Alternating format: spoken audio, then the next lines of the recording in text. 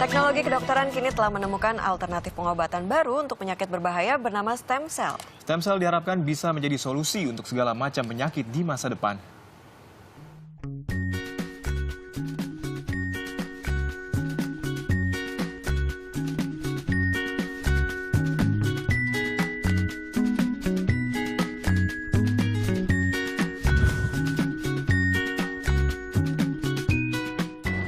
Di era modern seperti sekarang ini, tak dapat dipungkiri justru menimbulkan pola gaya hidup yang tidak sehat.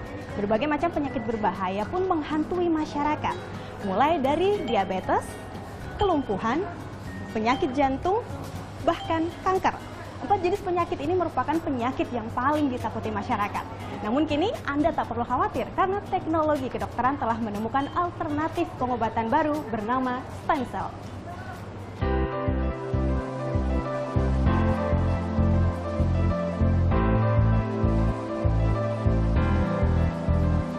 Terapi stem cell atau sel punca menjadi salah satu terobosan terkini dalam dunia kedokteran modern.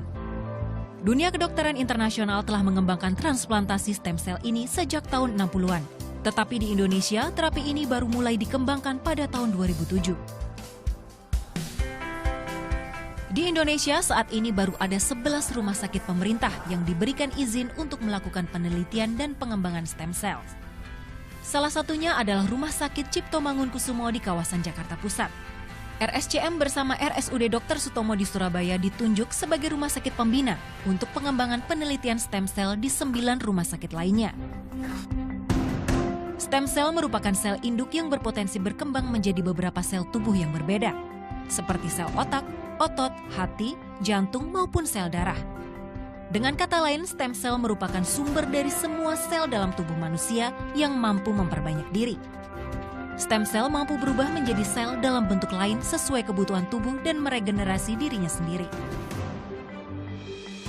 Berbeda dengan obat-obatan yang berbasis bahan kimia, pengobatan menggunakan stem cell cenderung lebih aman karena berbasis biologis dan yang diberikan adalah sel hidup yang secara alamiah berada dalam tubuh kita. Stem cell terbagi menjadi 2, yaitu embryonic stem cell atau sel punca yang berasal dari embrio dan adult stem cell atau sel punca dewasa. Untuk adult stem cell berasal dari sumsum tulang, darah tepi, darah tali pusar, dan lapisan lemak tubuh. Salah satu yang sudah merasakan manfaat baik stem cell ini adalah Sri Marsini Dian. Wanita 40 tahun ini mengalami patah tulang akibat kecelakaan 2 tahun lalu.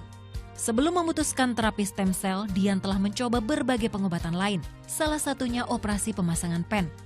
Namun semua upayanya belum berhasil memulihkan kondisi tulang lengan Dian. Dioperasi bulan Oktober, operasi pertama. Operasi pertama hasilnya kurang bagus, kemudian dokter putuskan lagi operasi kedua. Ya ini yang sekarang ini enak. Nggak bunyi gerak-gerak, kalau operasi pertama kan masih gerak gitu, kalau sekarang enggak. Lebih pokoknya nggak kesemutan, nggak apa gitu, lebih nyaman. Selain mampu menyembuhkan patah tulang seperti yang dialami Dian, stem cell memiliki keunggulan untuk menyembuhkan penyakit berbahaya lain. Kita memang mengarahkan ke sana untuk penyakit yang dengan pengobatan konvensional itu belum memuaskan. Ya, seperti juga penyakit spinal cord injury karena lumpuh misalkan, atau diabetes, misalkan, atau osteoartritis, pengapuran, yang mana pengobatannya selama ini itu kalau sudah rusak ya dia diganti sendinya. Karena bersumber dari jaringan biologis, stem cell memiliki kemampuan beradaptasi yang baik. Setelah stem cell disuntikkan ke tubuh pasien, ia akan cepat menyesuaikan diri dengan membentuk koloni dan berkembang biak untuk menggantikan sel yang rusak. Pengolahan stem cell harus dilakukan dengan steril. Untuk itu, tidak semua laboratorium bisa melakukannya. Salah satu laboratorium pengolah stem cell yang mengantongi izin resmi pemerintah adalah Regenik Laboratorium. Rumah sakit biasanya akan mengirim sumber stem cell pasien ke Regenik untuk diolah dan dikembangbiakan menjadi stem cell. Untuk mengolahnya dibutuhkan waktu sekitar 1-4 minggu, tergantung berapa banyak stem cell yang ingin dihasilkan. Meski demikian, tidak semua pasien bisa menjalani terapi stem cell.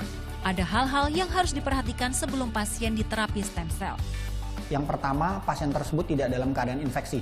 seperti bukti tanda infeksi dari penyakit HIV, AIDS ya, atau juga hepatitis B dan hepatitis C.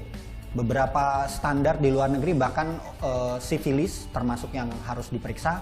Kemudian apabila pasien itu saat itu juga sudah dalam keadaan tanda marker kankernya dalam keadaan tinggi atau ada potensi timbulnya kanker, seharusnya pasien tersebut tidak boleh diterapi stem cell.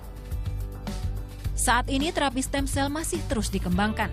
Optimisme muncul bahwa suatu saat nanti keberadaan obat sebagai terapi penyakit bakal tergantikan dengan stem cell. Meski memiliki banyak manfaat, terapi stem cell bukan berarti tanpa resiko. Jika tidak dilakukan sesuai prosedur yang ada, maka stem cell bisa menimbulkan infeksi atau penolakan dari dalam tubuh. Selain itu, biaya yang harus dikeluarkan untuk terapi stem cell relatif mahal, berkisar antara 100 juta sampai 500 juta rupiah. Leni Hastuti, Tamagimalaya melaporkan untuk NET.